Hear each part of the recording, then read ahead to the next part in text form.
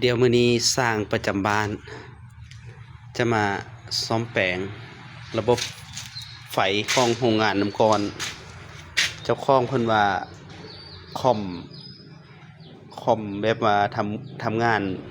แบบสั่นอยู่แบบลักษณะไฟบ่ครบเฟสซั่นเพิ่นว่าแล้วเพิ่นก็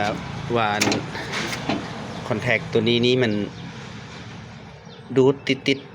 ดับๆซั่นเพิ่นว่านะดูดเข้าแล้วก็อาออกดูดเข้าแล้วก็อาออกเดี๋ยวเฮามากดสอบนำกันว่ามันสิเป็นย้อนหยังที่ว่าเฮ็ดให้คอมนี่มันสั่น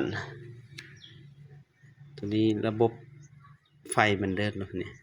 แต่ว่าทรายนี่ก็โอ้พิลึกแท้ยุ่งยิงเดี๋ยวไปกดสอบนำกัน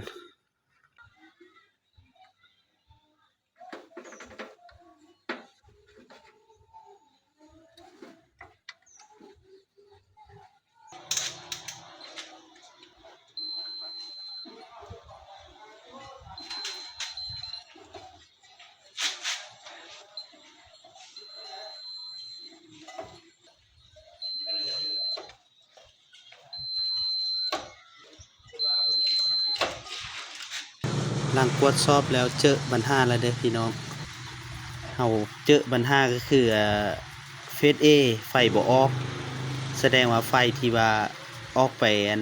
เรียงคอมเพรสเซอร์มีแต่2เฟสเฮ็ดให้มันสั่นเดี๋ยวเฮาไปเปลี่ยนคอนแทคตัวที่มันเพออกแล้วเอาคอนแทคตัวใหม่ใส่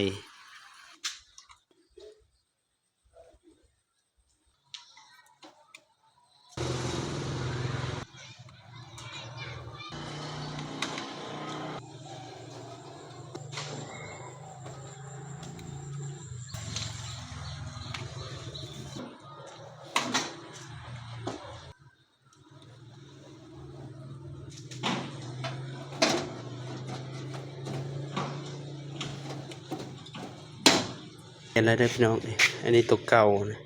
นี่เปลี่ยนตัวใหม่ใส่ละโอเคปกติบัดนี้